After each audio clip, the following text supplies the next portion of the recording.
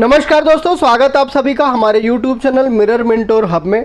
दोस्तों, खबर है एम पॉक्स की, जिसे हम मंकी पॉक्स भी कहते हैं, और इसको देखते हुए WHO ने ग्लोबल हेल्थ इशू भी जारी कर दिया है। क्या है मंकी पॉक्स, क्यों होता है, कैसे होता है, आइए समझते हैं पूरी बातों को। दोस्तों, कोरोना के समय में हम लोगों ने WHO की बात को गंभीरता से सुना, उसको अमल भी किया, और अभी फिलहाल एम पॉक्स को लेकर के WHO ने ग्लोबल हेल्थ इशू जारी कर दिया है।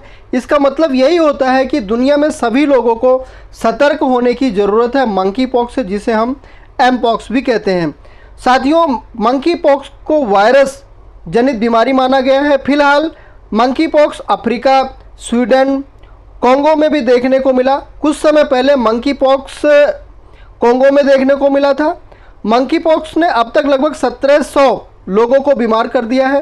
साथ में ही कोंगो के साथ आसपास के जो देश हैं उसमें भी फैल चुका है। 500 से अधिक लोगों की जानें भी ले चुका है, और यह बीमारी अब यूरोप के भी देशों में फैलने लगी है। स्वीडन के अंदर इसका पहला केस देखने को मिला था दोस्तों, और इस बीमारी का कारण एक जूनोटिक है जो कि स्पर्श से फैलता है। यह कह लीजिए यह एक संक्रमित बीमारी है जो वाइल्ड स्टेज पर फैल चुकी है। 16 अगस्त को NDTV की रिपोर्ट के मुताबिक यह बीमारी पाकिस्तान के अंदर भी पाई गई, जो कि एक व्यक्ति सऊदी अरब से लौटकर पाकिस्तान आ रहा था, जिसमें देखने को मिला। विश्व स्वास्थ्य संगठन ने 2 वर्ष पहले मंकी पॉक्स पर स्वास्थ्य आपातकालीन भी घोषित कर दिया था। इस वायरस का जो टाइप है वो 1B है। मंकी पॉक्स जूनोटिक बीमारी है जो कि जानवरों से इंसानों में फैलता है, इसीलिए इसे जूनोटिक डिजीज़ भी कहते हैं। और यह बीमारी मंकी पॉक्स की वजह से फैलती है, जो कि पॉक्स वाइड्रेंस परिवार से ऑर्थो प्रॉक्सी वायरस जीन से संबंधित है। और इस पॉक्स में स्मॉल पॉक्स, काऊ पॉक्स और अन्य वायरस भी शामिल हैं।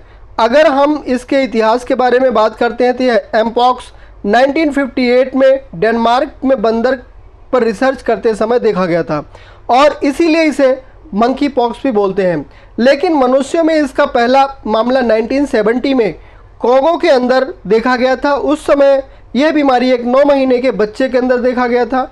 इस बीमारी को फैलने में बंदर और गिलहरी का अहम भूमिका होता है।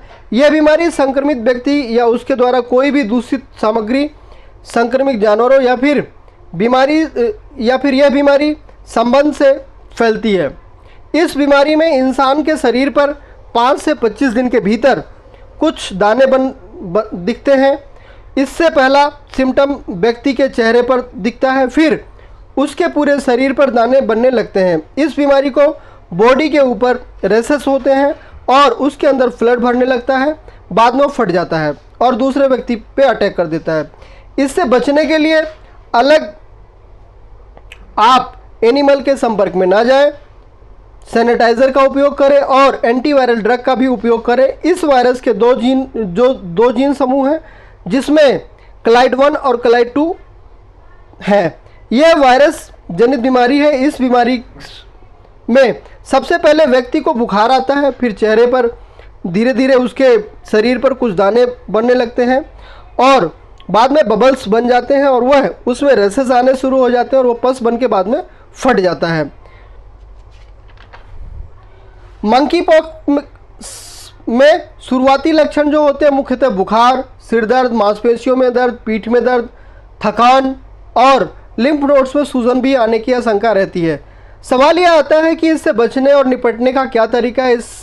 इसमें इन्फेक्टेड व्यक्ति को सबसे अलग रखना चाहिए, अलग कमरे में रखना चाहिए। उससे के द्वारा टच की गई चीज़ें, छुई हुई चीज़ें दूसरे व्यक्ति को नहीं पकड़ना चाहिए, और डॉक्टर की सलाह से वैक्सीन का इस्तेमाल करना चाहिए। मंकी पॉक्स से संबंधित दवाइयों को समय समय पर दिया जाना चाहिए, और ऐसे व्यक्ति के साथ संबंध नहीं बनाना चाहिए।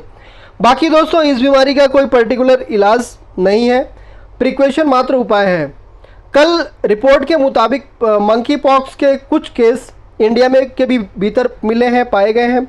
अतः इस वायरस से हमारे देश के हर एक नागरिक को सतर्क रहने की ज़रूरत है, प्रिकॉशन लेने की ज़रूरत है, और सरकार से ये रिक्वेस्ट करूंगा कि जो यात्रा करने वाले लोगों को अच्छे से उनका निरीक्षण हो, उसके बाद उनको यात्रा करने की परमिट दी जाए, या बाहर से कोई व्यक्ति इंडिया में आता है तो उसको पहले अच्छे से निरीक्षण किया जाए उसके बाद उसको इंडिया में आने की परमिशन दी जाए दोस्तों।